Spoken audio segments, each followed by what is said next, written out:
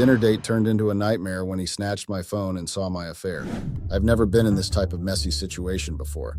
I've just put myself in a very big problem and I'm at the verge of losing my marriage. My husband suggested we go on a date, but it ended in a bad way.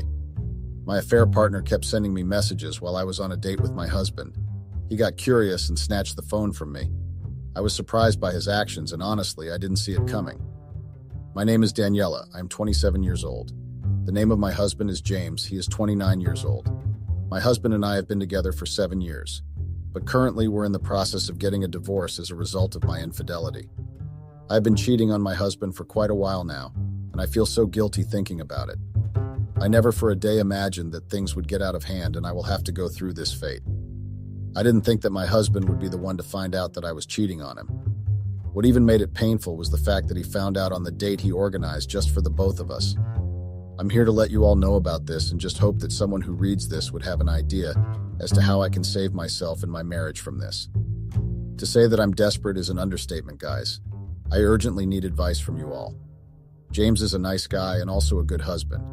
I don't blame anyone for my infidelity, not even James, because I am old enough to know what's good and what's bad. But nevertheless, James somewhat had a hand in this. James barely has time for both of us. It's not like the nature of his job requires more time though, but he chose to be nonchalant about us. Sometimes I wonder if he does it on purpose. Apparently James is a gynecologist. His work doesn't take long hours, but James always comes back home late at night. Sometimes he does hang out with his friends, but doesn't usually come home to spend time like normal couples do, or even go out together. I tried to always come back home early from work so as to have some time with my husband, but James is not always around. His nonchalant behavior towards our marriage made me stop liking him. It seemed like I was the only one that was putting effort into making our marriage work. I also didn't like the fact that he always spent more time outside than he spent at home. But thinking about it, guys, I regret my actions and I wished I never went down that path because right now I'm currently dealing with a lot of things. One of those is my affair partner. Right now he's currently not picking my calls or replying to any of my text messages. Frankly speaking, guys, I hate him right now and everything about him. I cannot believe that he did this to me after the time we both had spent together. Does it mean that all of those times meant nothing to him or he just used me to have fun? My life and everything that I have worked for is crumbling in pieces right in front of me. I take full responsibility for my actions. James not spending time with me isn't enough reason to cheat on him. I should have spoken up but kept assuming that he was cheating on me, which he wasn't. At some point I did tell him about it, but my husband just shrugged it off like it's nothing. He made me look like I was a mad wife. So guys, I couldn't continue to deal with this nonchalant behavior that my husband had developed. I got tired and frustrated. Our first few years of being together wasn't like this. I honestly did not know what changed all of a sudden. The sudden change made me seek attention elsewhere, so I cheated on him. I got the attention I was crazily begging my husband for. I started going out with an old friend from my neighborhood when I was living with my parents. His name is Henry. Henry was a year older than me, and he was one of the most handsome guys in our neighborhood back then. Henry and I lost contact after our graduation in high school, and we got connected back a few months ago. One day, while I was heading out from the house, I saw a familiar face conversing with someone I didn't know. I drove closer and saw that it was Henry, my old-time crush and neighbor. Yes, guys, I once had a crush on him way back. I quickly parked and went down to say hello. I called out to him because I knew he was the one. Immediately, Henry turned around to see who it was. From the look on his face, Henry was surprised and shocked to see me. We both ran and hugged each other. I was so happy that I got to meet my longtime friend. Henry also expressed his excitement and we talked for a while before he proposed for us to go have a conversation elsewhere. At that moment, I postponed whatever I wanted to go and get and went to a nearby restaurant with Henry. We indeed had such a nice time together. Henry collected my number and promised to give me a call that evening. When I got home that day, Henry called like he promised, chatted for a few minutes before we hung up on each other. Of course, I had the number saved on my phone and we talked from that day onward. Henry and I started chatting for a few weeks, telling each other about how our day went. Honestly, guys, we also called and texted for late hours and sometimes Henry came visiting to keep me company. So guys, that was how Henry and I became so close that we started going on dates together secretly. Yes, guys, I told Henry that I was married but didn't know James, so we kept our relationship private. He wasn't able to attend our wedding at the time we were about to wed because we lost all forms of communication. So moving forward, this secret meeting went on for a couple of months and it felt like I was getting myself back. I forgot I was even married for a long time due to how James was treating me. Henry gave me all the attention I was begging James for. I felt happy because I never thought that someone could actually listen to me or give me the quality attention I was longing for a long time. I began to think Henry was the one for me, and gradually I forgot about James. So guys, James and I were like a total stranger in the house. We would wake up in the morning and go our separate ways to work. Before I started dating Henry, I was always telling James about his sudden change, but all went on deaf ears. Anytime I tried complaining, it made me look like I was the mad one. I didn't want to lose my sanity, and I stopped complaining. At that time, I made up my mind that I wouldn't waste my time in fixing a marriage that the other party wasn't putting an effort into. All I wanted was the attention and to be loved by my husband. James wasn't the only busy one I was. In fact, if we were to talk about who was to be more busy, then it's definitely going to be me because I worked in a producing industry that requires long hours and shifts. But I still tried my best to come back home early and render my duty as a wife. Duty, I mean cooking, cleaning, and taking care of the house. All other things weren't included. I'm sure you guys know what I'm talking about. Even though my reasons for cheating are not enough, I know that James has a lot of faults in it. Let's say maybe he thought I was okay, but didn't know that I was feeling lonely and needed the love of my husband. That was what he failed to see and didn't care to ask if everything was all right with me. So guys, the time that James finally decided to take me out, that time it was already too late. I had cheated on him with Henry already. He didn't know that I was seeing someone else, or rather someone else was giving me the attention that I needed.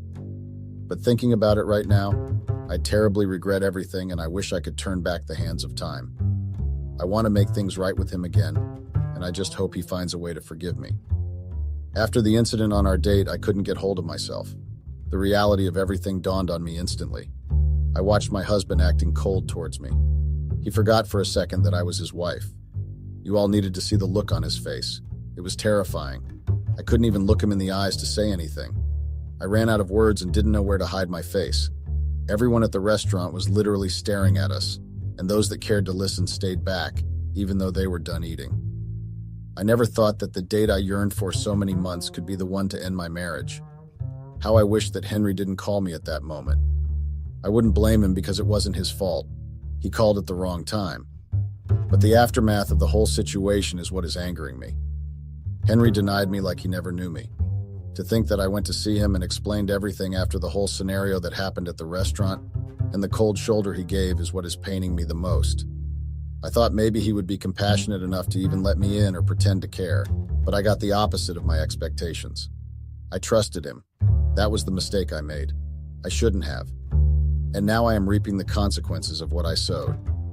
Everything that I have worked for in my marriage is crumbling right in front of me. I know you all would be curious to know how everything came to play and what actually happened, right? Well, I will tell you all about it now. Apparently, James noticed that I wasn't nagging or complaining about his sudden change for a while, and so he decided to surprise me. It was a few days ago. I was at work when he called to tell me that he wanted to show me something. Coming from James at that time, I was very anxious to know what it was because it was unlike him. At that time, I could count the number of times he called me at work, and what even made me anxious was the fact that he had something to show me. So guys, I quickly packed my things and headed home. While I was on my way, I kept thinking about it. I eventually got home and opened the door. When I entered, I saw James seated on the couch. He must have probably been waiting for me. I apologized for taking so much time to come back home, but he got up from the couch and pecked me.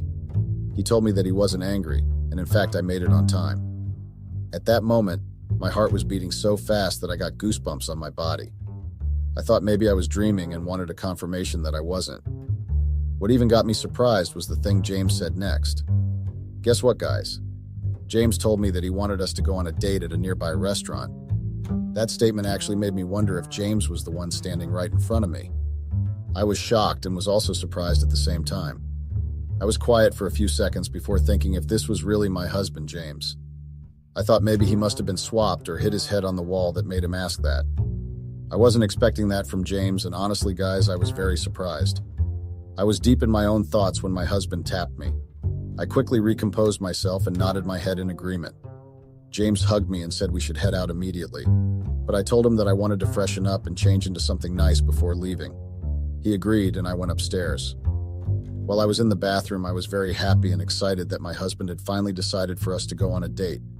It was something I was yearning for so long, and was happy that it was happening already. Just when I was about to shower, I remembered Henry. I felt a little bit of guilt and had mixed feelings. I became moody knowing what I did. I thought of how my husband would feel if he learned about my infidelity with Henry. It was as if karma came knocking at the wrong time. I stopped thinking about it and had my shower. After a few minutes, I came downstairs to meet James. He was very calm and didn't complain. James complimented my dressing and told me I looked beautiful in it. I couldn't look at him because I had a sense of guilt in me. I kept thinking about the dirty thing I did with Henry. But at that time, I decided to stop thinking about it and enjoy the moment. James held my hand and we left the house. So guys, we went to a nearby restaurant not too far from the house. It was a nice fancy place. Usually couples come there to have a lunch or dinner date there. I felt special that James brought me there. It was so thoughtful of him to have proposed a lunch date for us and also hang out together. We headed to a table and we sat down waiting for someone to come take our orders. While we were waiting, James began apologizing for neglecting me all this while. He told me that it wasn't deliberate, that he got overwhelmed with work. He poured his heart out and apologized frantically. I was amazed by what James said, and was also happy that he had realized he was wrong. I was literally blushing and smiling at the same time. To say that I was happy is an understatement, guys. I was literally over the moon, to say lol. A few minutes later, someone came to our table to take our order. One thing that I loved about the restaurant was the way and manner they received us. Everything was well put and the staff were well-mannered. The atmosphere was pleasant. I loved everything about the restaurant. James really knows how to treat a woman well when it comes to going on a date. I looked through the menu and placed my order. James ordered the same thing with me. LOL. It took a while before our orders arrived. Before it came, James and I were sipping on the glass of wine just to pass away time. At that moment, I totally forgot about Henry. All I was thinking was how to enjoy the moment, and was also thinking about what to say if James learns about it himself. I didn't want to ruin the moment, so I stopped thinking and concentrated more on James. He looked very handsome. When the orders finally arrived, we started eating. This is where it gets interesting to you all reading this. I honestly did not know that the date that I was yearning for so long would send me parking. When James and I started eating, my phone beeped twice. Honestly speaking, guys, at that time I wasn't expecting any messages or calls from anyone. All that I was thinking about was James and the date we were on. Immediately, I took my phone to see the message. Of course it was Henry. The first two messages were about my welfare. I read it and didn't text back so as to not disrespect my husband. I dropped my phone and continued eating my food. James didn't notice anything. He was focused on his food. A few seconds later, my phone was buzzing again. I ignored it and didn't reply to the message. But at this time, my husband was interested to know what was going on. James asked if everything was okay, which I said yes. But from the look on James's face, I knew he didn't buy that response, but he nodded in agreement. At that moment, I was already feeling uncomfortable. I was pissed that Henry had to text me at that odd hour. The thought of switching my phone didn't cross my mind. If not, I would have done that. The messages kept on coming, and so I took my phone to see what he had sent this time. I took my phone to take a slight glimpse of it before muting it. It was this time that James said I should reply to who the texter was, so as to not keep the person waiting. But I told him that there would be no need for that, and so we continued eating and I dropped my phone. The messages stopped for a few minutes before my phone started buzzing again. Before I could take a look at it, James quickly took it and said he would like to see it. It was then that James saw Henry's name. He was curious to know who the texter was because I didn't save Henry's number with the usual name. The name attracted his attention, and so he opened the messages. Apparently, I had saved Henry's number as Pia. When my husband opened the messages, he asked who Pia was and why she was asking if I could come over to our usual hotel and have fun because she was missing me. James was curious, and he immediately asked if at all I was gay. Immediately, I told him I wasn't. I asked him to give me back my phone, but he refused and proceeded to read the other messages. At that moment, I already knew that I was finished. Every message he read, he would shake his head and say something interesting. After reading everything, James gave me my phone back. I was scared and was waiting to see his reaction. If I knew it, James gave me a very loud slap. It was so loud that it attracted attention and at the same time was very painful. He then got up from his seat and came to where I was seated. He dragged me up from my seat and angrily asked me to tell him who is Pia, or else he would give me another slap. But this time, it would be more painful. I started stuttering and didn't know what to say. Everyone was already looking in our direction. I was very surprised and shocked to see James acting that way. In our years of marriage and relationship, I have never seen him that angry before.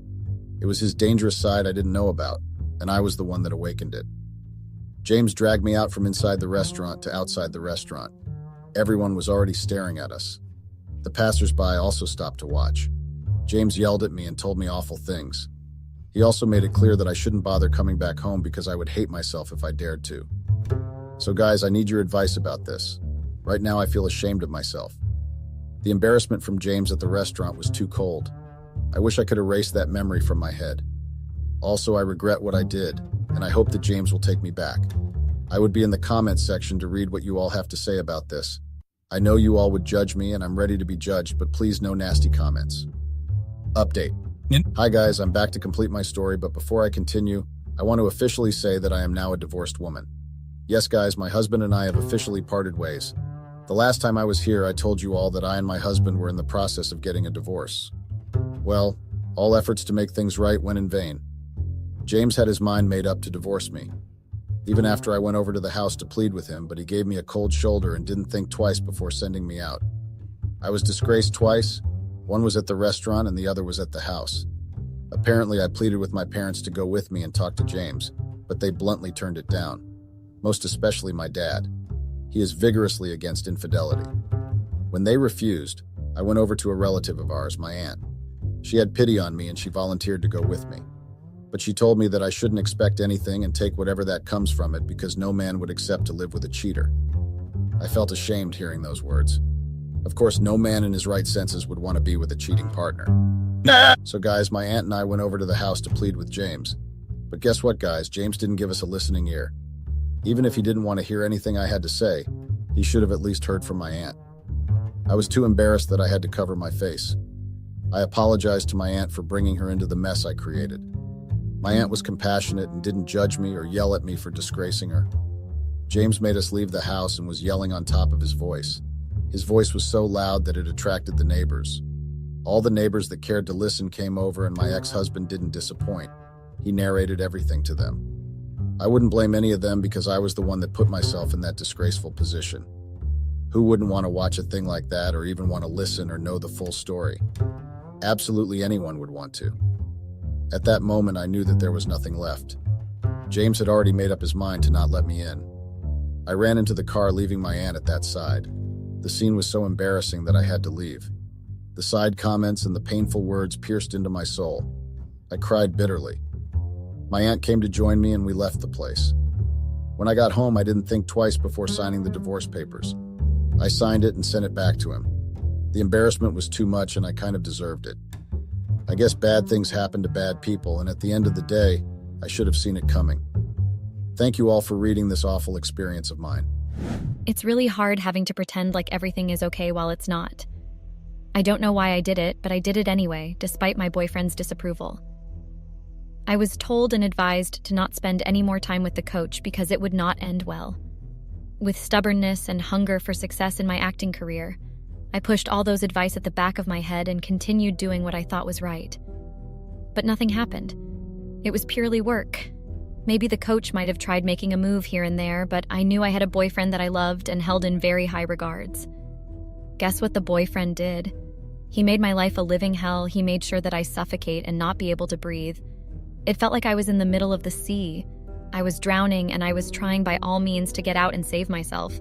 But someone was busy pushing me back inside to a point that I saw my life flashing right before my eyes.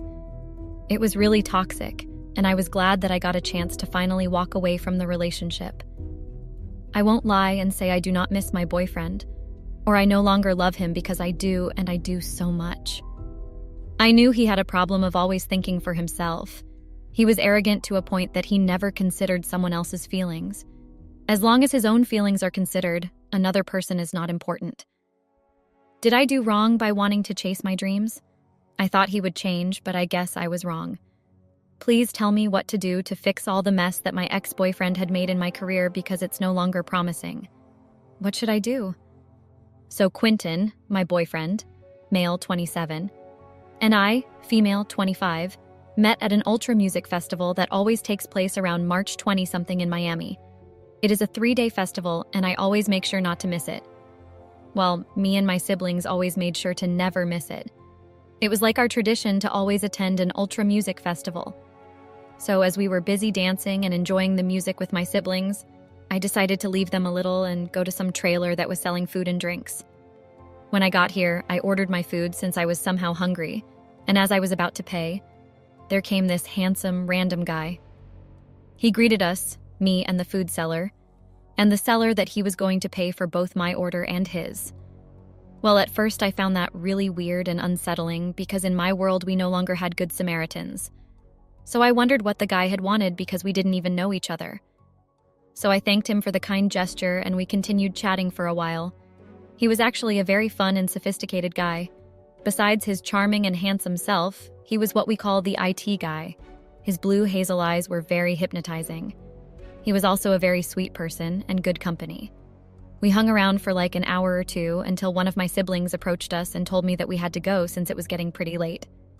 So Quentin and I exchanged numbers and promised each other that we would continue to chat over the phone. 3 days later, I received his call asking to meet up with him since he was around Coconut Grove, where I was staying. I agreed to the meetup, and we met at a local cafe that was not far from my home. We spent a lot of time chatting about our goals and objectives. It was really fun and a breath of fresh air to spend some time with him. I loved the fact that he was the guy with ambition and consistency to reach his goal in the entertainment industry since he was a filming producer. We had a lot in common, since I was also an aspiring actress. I was glad to find someone like him who would guide me, coach me, and help me build my acting career. That is what I had thought when I got into a relationship with him. Little did I know that I was getting myself a trap. There were red flags that I had noticed about him, but the way he was smooth with words, the way he knew how to make a lady melt and happy without even trying hard, made me put all that aside and focus on the present. Quentin and I started dating after going on a couple of dates. Well, more like we made our relationship official 3 months after we became friends. Our relationship was bliss at first. I was the happiest woman on earth. I had told him about my aspiring acting career and that I had dreams of becoming one of the best actresses in Hollywood someday. He was very supportive, He even told me that he would introduce me to his coach. Well, he was his fitness coach and an acting coach. I was glad that he was considering my dreams, and he was willing to help me get into a stepping ladder. Few days later, Quentin took me to his coach's house and introduced me. Well, it was more like a surprise to me because he didn't even tell me that his coach was Alex Frazier, male, 29. I was a big fan of his fiancée, Jessica, female, 25. She was living the life that I wanted to live. She was a true inspiration. Their relationship was what some of us only see on TV. It was so perfect. But social media life and real life are not the same, though I learnt that later. Alex was to become my acting coach. I was going to join his classes that took place 3 days a week, and the extra 2 days were for training. I was happy with the changes that were happening in my life. The path that my career was taking was the path that I had always wished for, and my boyfriend, or must I say ex-boyfriend, made everything easier for me. My classes with Alex were going to open so many doors for me. I have seen his phenomenal work before. Most of his students make it in the acting industry, and I had that hope that I would also make it. Weeks later, I started classes with Alex. Mind you, I had gone to an acting school and learnt the basics, but what Alex taught me was somehow new information to me that I didn't even know or learnt at school. Alex was or is known for his charisma and ability to bring out the best in his students. So being one of his students made me feel like I had achieved everything in life. He ran a very successful and well-known acting agency in Miami, name withheld due to personal reasons. Quentin was working as a film and music producer to one of the aspiring entertainment and filming companies in Pinecrest, Florida, Miami. So I had moved in with Quentin after we dated for 5 months. Well, the reason why I had moved in with him was because I wanted to be closer to him. I mean, he was more like my oxygen, and I couldn't live without him. Our relationship was more like an obsessive relationship. It was kind of toxic, but we enjoyed it like that. I don't know. Maybe I was too much within his grip and blinded by love, but I didn't find anything wrong with how our relationship was toxic. I kept attending my classes and training sessions with Alex. At that time, we were going to be shooting a short video that would help us in the future, in our acting career. Alex's words, not mine. Meanwhile, Quentin had advised me not to spend much time with Alex because I had started coming back to the apartment late, especially during training days, so Quentin didn't like that. Quentin was a very insecure and jealous person, so when I spent more time at the studio with Alex, he would get angry and start being delusional. As my professional relationship with Alex progressed, our bond grew stronger. We would spend countless hours together at the studio, working on routines, scripts, scenes, and discussing strategies for competitions. Alex's charisma and charm made me somehow feel special and valued. So Alex was a charismatic and charming coach who seemed to have all the right advice to propel my career forward. He believed in me, which was one thing that Quentin suddenly changed from. Quentin was no longer the supportive boyfriend. He never really asked me about my classes and training. All he cared about was himself and how big his name was going to be with the movie that they were filming and how much money he had spent to get Taraji P. Henson to be one of the leading stars. While Alex was pushing me to be the best in acting, little did I know that beneath his charming exterior, Quentin was a narcissist who would stop at nothing to control and manipulate me. He had shown me signs before, but I had never taken them seriously because I thought it was just a passing thing and work pressure. But the manipulation and controlling behavior kept getting worse, especially when I would come back late, when training took longer time. Quentin's narcissistic tendencies became more apparent as he sought to control and dominate my life.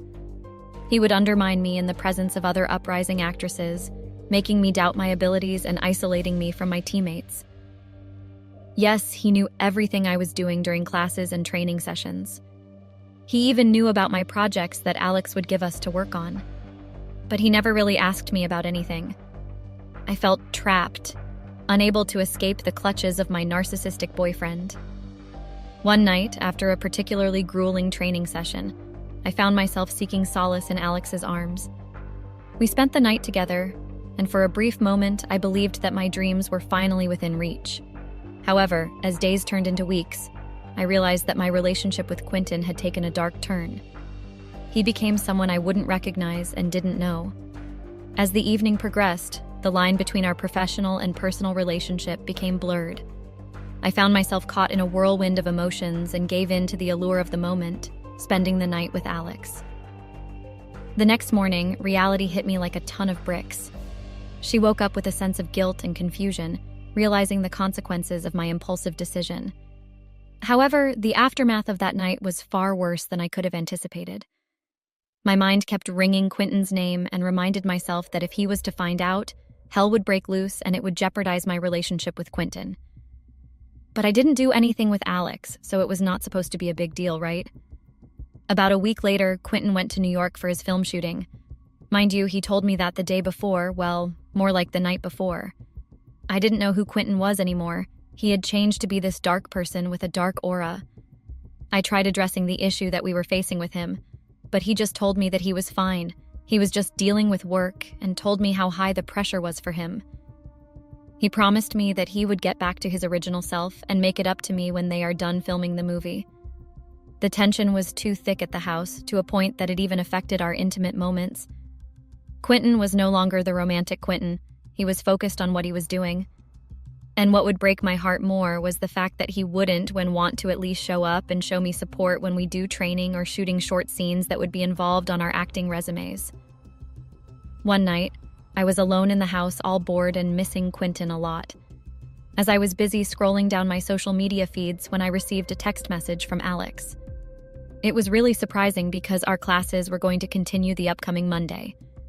He was actually telling me there were important parts of the scene that we should look through before Monday. So he suggested that I come over to his house so that we would go through them together. Because I loved what I did and I trusted Alex, I agreed to come over to his house.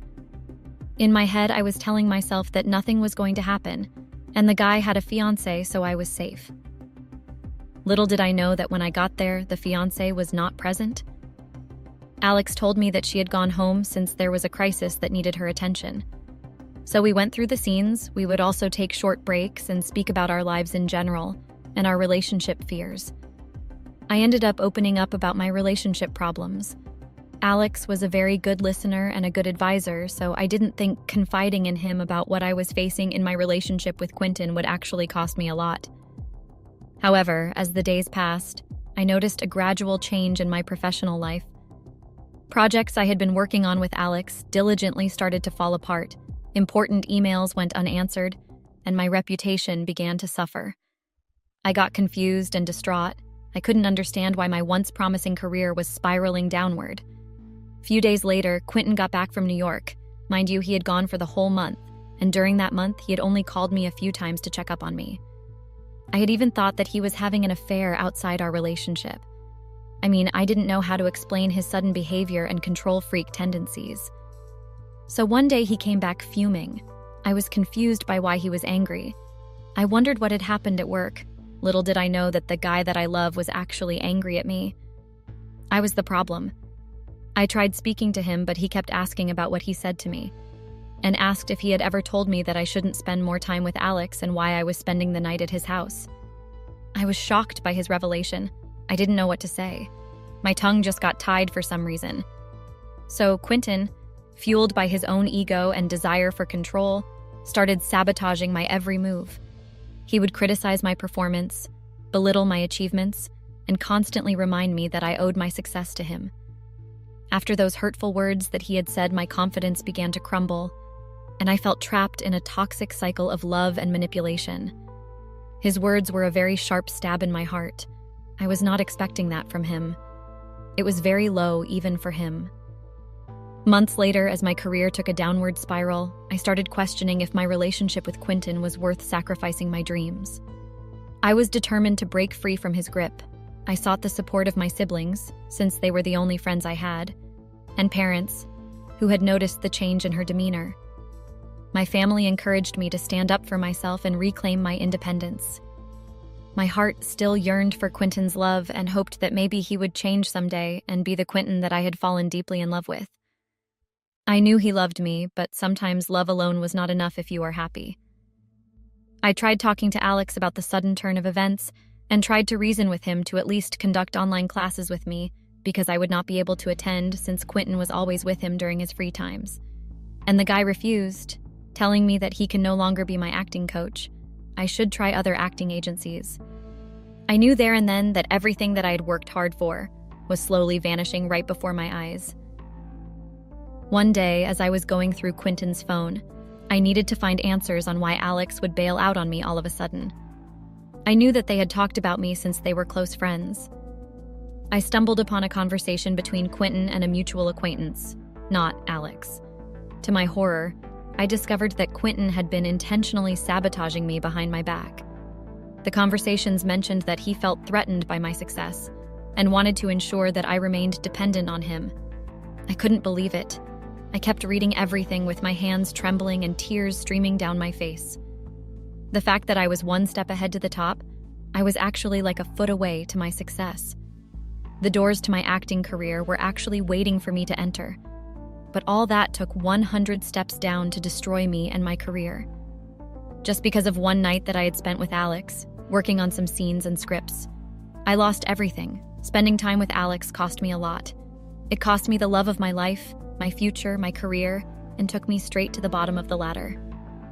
Devastated by this revelation, I confronted Quentin, pouring out my heart and expressing my deep disappointment. Quentin, unapologetic and dismissive, twisted the situation, blaming me for his actions and accusing me of being paranoid. With my newfound strength and determination of wanting to get to the bottom of everything, I decided to confront Quentin again about everything, exposing his true nature and breaking free from his hold. I had to find answers on why he was making my life so miserable, and why he was busy sabotaging everything I did. I didn't understand why he would do that to someone he claimed to love, or if he didn't love me.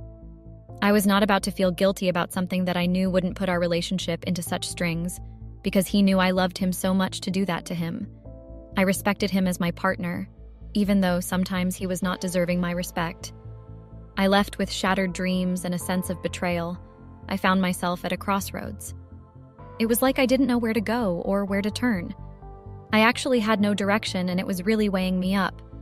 I knew that I had to make a difficult choice and decision between staying in a toxic relationship or breaking free and reclaiming my life. I won't lie and say I didn't love Quentin, or I have flushed all my feelings for him, because I didn't, and I still love him very much. is that even normal? Through therapy and reflection, I recognized the toxic dynamics at play in my relationship with Quentin. I also realized that my worth as an actress and as an individual was not defined by his approval or validation. With newfound determination, I made the decision to break free from the toxic cycle. It was a difficult and emotionally draining process, but I knew it was necessary for my own well-being and future success. Summoning my inner strength, I decided to cut ties with Quentin, recognizing that my well-being and professional growth were far more important than any relationship. With determination and resilience, I sought support from my siblings, mentors, and therapy to rebuild my confidence and regain control over my life, just like how my family had advised me to. I had stayed with this guy through his manipulation and controlling while he would go for a month to do his filming things without even calling to check how I was.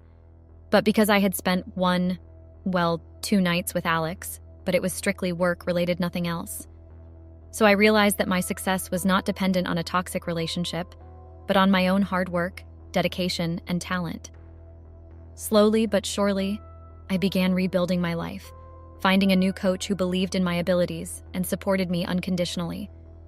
Through perseverance and resilience, I rose above all the challenges and setbacks, becoming a symbol of strength for others who had experienced similar toxic relationships. I used my social media platform to raise awareness about narcissistic abuse and the importance of self-love and empowerment. I did not only triumph in my acting career, but also in my personal life. I learned valuable lessons about the power of self-belief, surrounding myself with positive influences, and never compromising my dreams for anyone. Over time, I regained my passion for acting and flourished as an actress. I went on to achieve remarkable success, proving to myself and the world that I was capable of greatness. Through my journey, I became an advocate for recognizing and addressing toxic relationships in the entertainment community. Slowly but surely, I began to rebuild my career from the ground up. I surrounded myself with positive influences and focused on my own personal and professional development. Through hard work and perseverance, I emerged stronger than ever, proving to myself and the world that I was not defined by the actions of my narcissistic ex-boyfriend. Quentin had posted a lot about me, demonizing my reputation and opportunities. I realized that I had to take drastic measures to protect my career and my sanity. I gathered evidence of Alex's sabotage and reported him to the acting agency company where he worked. Alex was eventually fired, and I was able to rebuild my career without his interference. It took me a long time to heal from the emotional damage caused by my relationship with Alex. But I learned the hard way that it is important to be wary of people with narcissistic personalities and to set boundaries to protect oneself from their manipulative behavior. I eventually emerged from this experience stronger and more resilient. I continued to pursue my acting dreams and eventually achieved success on my own terms. I learned the valuable lesson that true success comes from within, and that it is important to surround oneself with positive and supportive people. To me, my story serves as a reminder that toxic relationships can have far-reaching consequences. It highlights the importance of recognizing and addressing narcissistic behavior early on, and the courage it takes to break free from such destructive dynamics. Ultimately, my journey of self-discovery and resilience became the catalyst for my success, as I learned to trust in my own abilities and create a brighter future for myself. Even though my heart still yearns for Quentin's love and touches, I knew that I had to choose myself and my career first. And I had to get out of the toxic relationship before it was too late. I know my heart should be hating Quentin for sabotaging my career and my reputation, but it still loves him.